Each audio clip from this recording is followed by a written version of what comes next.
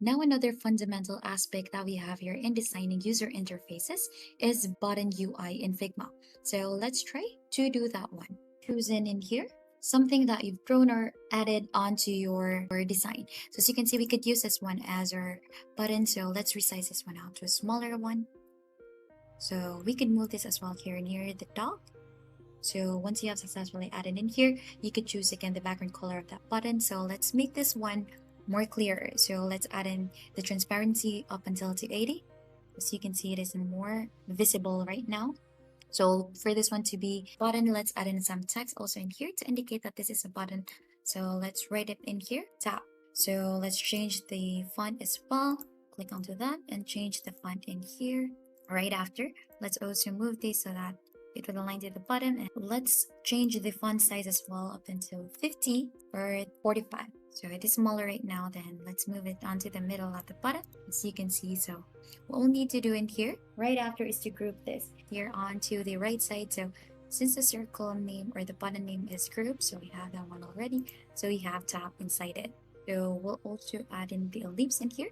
Okay, so it is actually grouped already as one. So let's move in here so that the top would be visible.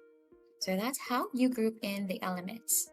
So that there won't be any confusion, let's rename our group in here. So we'll just need to simply click this group, then click on to rename in here, and then let's change it to group to tab group. We would know which one is this. So right after that, you could actually click onto this prototype so that it will show any interaction. So on click, you could add it in here, navigate to back or set a variable conditional, scroll to open a link, open an overlay. So let's try this, open this link in here. So let's add in a link. So if you click onto that button, you'd be redirected onto the search bar. So let's try that one. Let's paste it in here and right after like that.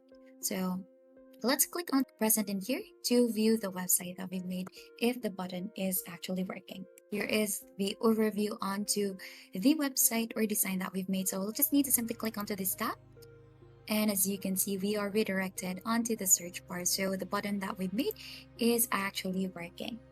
By following those steps, you can design button UI elements in Figma for your user interface project. So remember to customize the button's appearance, text, and interaction to match your design requirements because buttons are really essential for user interaction and navigation in digital interfaces.